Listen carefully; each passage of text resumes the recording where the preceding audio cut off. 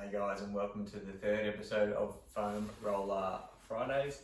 We're going to be focusing on our hip, which means our TFL and our glutes today. These are probably the ones where you get the most bang for your buck. So good return here if you've been sitting for a long time or even running, HIIT training, awesome for that type of thing. We're just going to get a little bit of a release through our hips and slightly up into our lower back.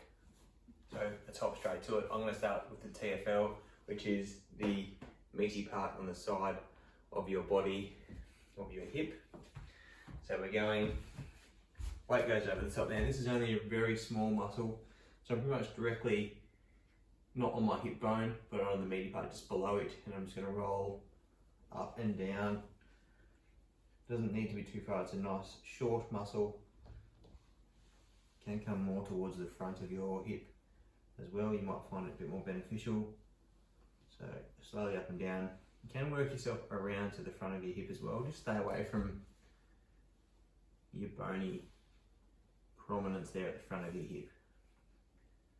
Foam roller isn't going to do anything to that, it's just going to cause you pain probably. So avoid that point. Coming around again.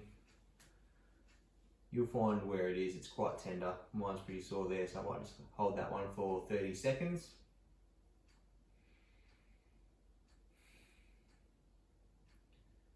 Whilst you're holding, the pain should start to decrease a little bit. You can slowly move up and down as well. I think it is most beneficial to go nice and fluent, slow and controlled over the top of the surfaces, aiming to kind of cross fibre or massage them out. So after you've done this side of your hip or your TFL for about a minute or two, we're going to go over onto our glutes. Again, making sure you're doing both sides. I'm just showing you one side for example purposes. So onto our butt region or our glutes. So the foam roller is again just in contact with that one hip. I'm trying to have that leg out straight. Reason being is I want to take my glutes so they're not working, they're not contracting.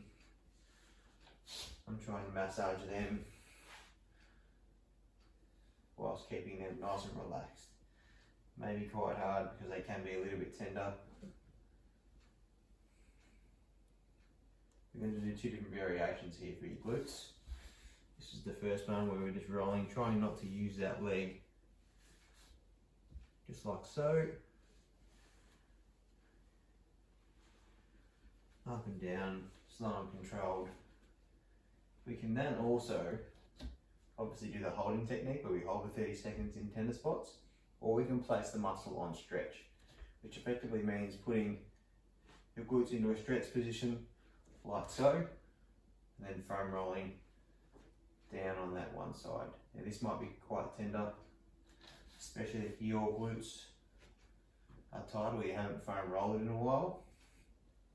So maybe say this one, if it feels a little bit too tender, just go back to the leg straight, rolling up and down. But that position is figure 4, so foot on opposite knee, and then we're just rolling through that stretched muscle, trying to get different angles on that glute. So not just the one spot, making sure you're going up and down in different spots. Awesome.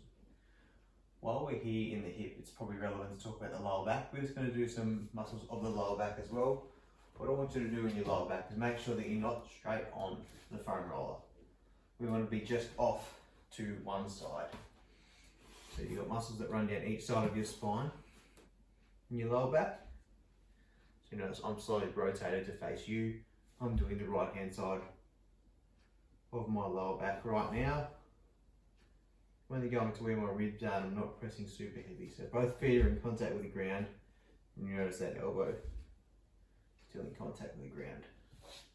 You can go a bit more upright, making sure you are definitely over towards one side of your lower back, not pressing directly through your spine. And then obviously to go to the other side, you can just slightly rotate and then go over that other side of your lumbar rectus spinae, the muscles that run up and down each side of your lower back.